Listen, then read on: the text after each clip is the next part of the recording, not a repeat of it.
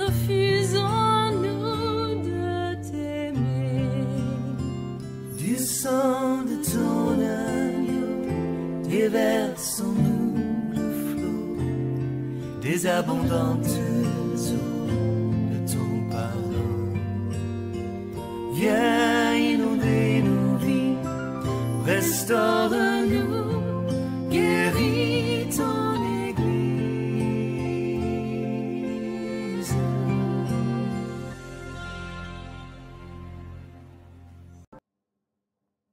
Alléluia. Alors, nous supposons que c'est en 24 heures. Cela alors ne correspond pas à notre réalité quotidienne lorsqu'il s'agit d'émettre la lumière ou bien lorsqu'il s'agit d'allumer, n'est-ce pas, la lumière. Nous savons très souvent que pour allumer la lumière, dans la réalité humaine, cela prend une fraction de seconde. Lorsque nous rentrons dans notre chambre et que nous voulons éclairer la chambre, donc, nous appuyons l'interrupteur afin que la lumière que nous avons mise dans notre maison puisse s'allumer. Lorsque nous allumons une bougie, lorsque nous allumons les phares d'une voiture, de notre voiture, lorsque nous allumons un briquet, ou en tout cas lorsque nous allumons du feu, une bûchette d'allumette, n'est-ce pas, qui éclaire, c'est en une fraction de seconde. Et il faut comprendre que l'homme, l'être humain,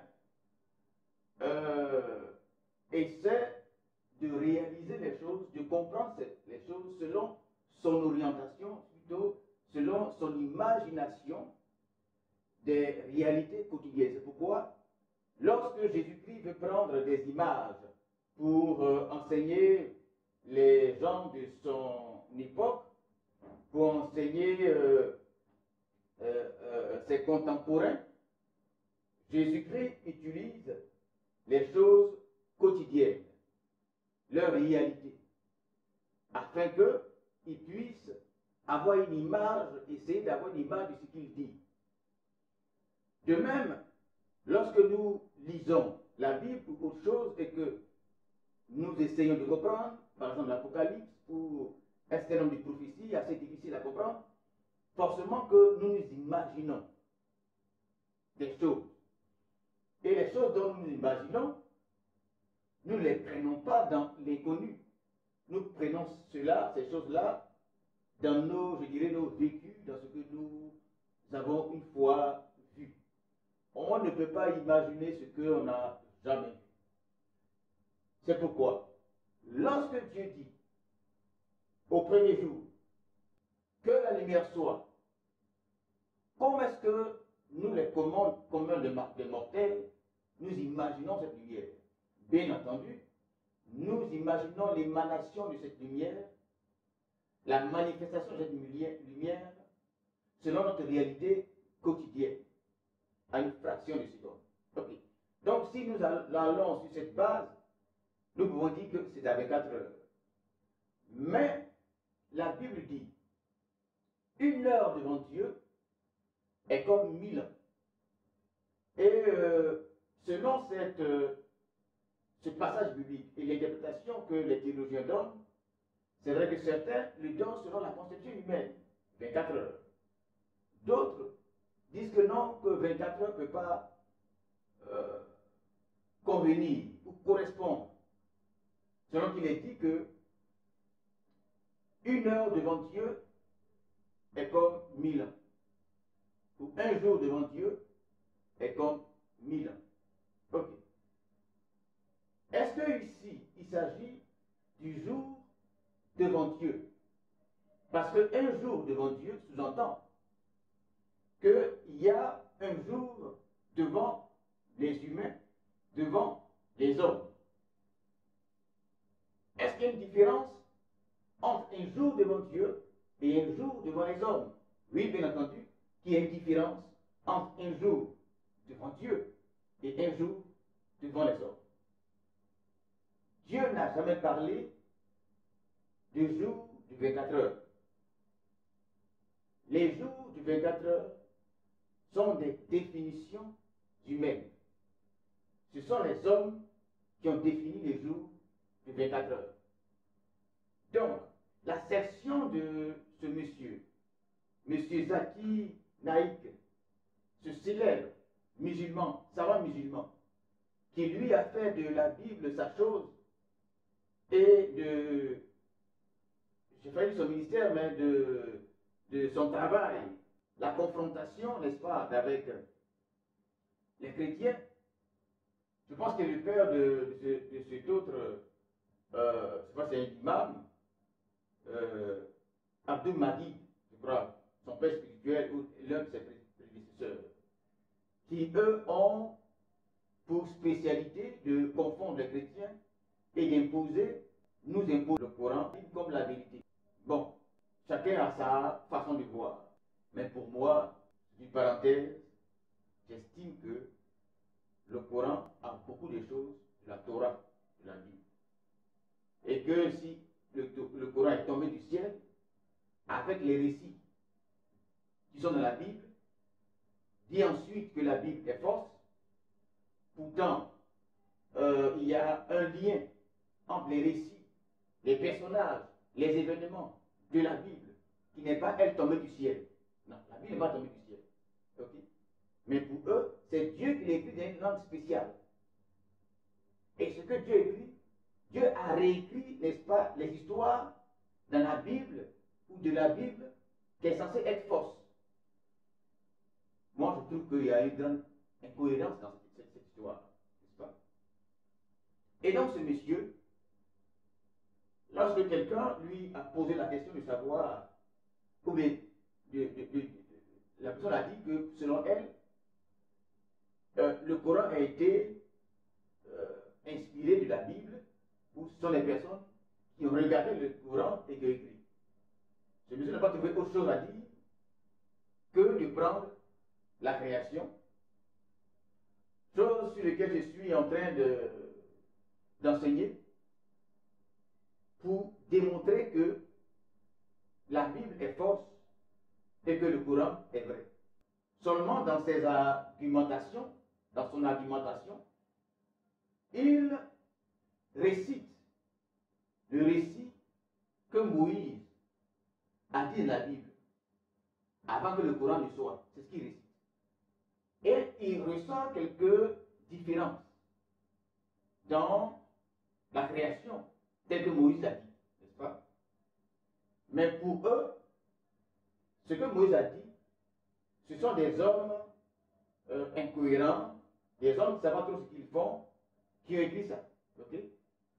Mais ce que ces hommes incohérents, qui ne savent pas trop ce qu'ils font, ont écrit là, ça se retrouve dans leur Bible sainte, qui est tombée, qui vient, elle, du ciel directement des mains de Dieu, qui écrit en Bible rouge, bon, qui écrit en tout cas. Et le monsieur, Dieu reprend exactement ce que Moïse a dit. L'histoire de Moïse, Abraham, Isaac, Jacob, même Marie, tout ça là. Dieu écrit ça en haut là-bas. Malgré ça, la Bible, elle est fausse. Mais dans cette histoire de la création, le monsieur relève un certain nombre de choses. Il dit que la Bible dit c'est à 24 heures Dieu a fait. La Bible n'a jamais dit. Donc ça c'est faux. Ok. Le monsieur dit que Dieu qui écrit le Coran a dit des choses différentes de la Bible, qui elle est fausse, et que dans la Bible, il est dit que le premier jour Dieu a fait le soleil. Cher monsieur, Dieu n'a jamais dit ça. Dieu n'a jamais dit que le premier jour, il a fait le soleil. Non. Et vous prenez, n'est-ce pas, les découvertes scientifiques que d'ailleurs vous avez mal compris pour dire que la Bible est fausse. Ce n'est pas vrai. Bien au contraire, les scientifiques confirment ce que la Bible dit. Parce que les scientifiques parlent du Big Bang, n'est-ce pas? Et je dis que le Big Bang là, celui qui a créé est un prêtre. Celui qui l'a imaginé est un prêtre. Celui qui a fait l'hypothèse sur le Big Bang, c'est un prêtre qui lit notre Bible. C'est notre Bible. Non seulement ça, mais ce qu'il dit dans son hypothèse, qui deviendra le Big Bang, sur la BBC, chaîne des États-Unis, qui a été sur la chaîne sur laquelle un scientifique est allé, n'est-ce pas, pour parler donc de ce livre, de l'hypothèse de Georges Lemaître. Et c'est lui qui a évoqué, ou non, sinon plutôt c'est lui qui a parlé, n'est-ce pas, pour imager les propos de Georges Lemaître, qui a dit ou essayé de trouver un mot qui allait correspondre à l'idée de Georges Lemaître. C'est lui qui a mis le mot Big Bang, un scientifique. Allez sur Google et recherchez, vous trouverez ce scientifique sur la BBC. Ok. Et l'hypothèse de Georges Lemaître était le titre, n'est-ce pas? Sa démarche, ce qu'il explique, c'est l'atome primitif. Or, l'atome primitif, c'est de la Bible. Donc, et là, il s'est avéré aujourd'hui scientifiquement par ses pairs. Il a pris dans la Bible, car la Bible, dans la Bible, il a plutôt parlé du premier atome. Ok. Donc, il parle d'explosion. Le scientifique parle d'explosion. La Bible dit que le premier jour, il y a eu la lumière. La Bible dit la lumière. La Bible n'a pas dit le soleil. Lorsque vous dites que la Bible dit qu'il y a eu le soleil, non, c'est votre interprétation, la Bible ne l'a pas dit. Les scientifiques non plus ne l'ont pas dit. Les scientifiques disent une explosion. Et lorsqu'ils expliquent, n'est-ce pas, ils l'ont expliqué pendant plusieurs générations. Cela a été, n'est-ce pas, l'objet de travaux sur plusieurs générations. Et ils sont convenus pour comprendre, ils sont convenus qu'il y a eu une explosion provenant, n'est-ce pas, d'atomes dont la Bible parle. C'est ce qu'ils ont dit. Ils n'ont pas dit le soleil. Okay? Et la Bible n'a pas dit le soleil. Nous estimons que une explosion produit la lumière et non des ténèbres. Donc, lorsque Dieu dit que la lumière soit et que la lumière fut, cette lumière-là provient de quelque chose. Et pour nous, c'est une explosion. Et également, c'est aussi ce que les scientifiques expliquent. Donc, pour nous, il n'y a pas de contradiction entre ce que la Bible dit et ce que les scientifiques disent. Et ce monsieur a dit que comment est-ce que l'effet de la lumière est produit, l'effet du soleil, c'est ce qu'il dit exactement dans son explication, comment est-ce que l'effet du soleil émet le premier jour et que Dieu crée le soleil le quatrième jour, que c'est une grande incohérence de la Bible. Non, ça, l'incohérence est dans votre tête. Vous voyez? L'incohérence est dans ce que vous croyez, l'interprétation que vous faites.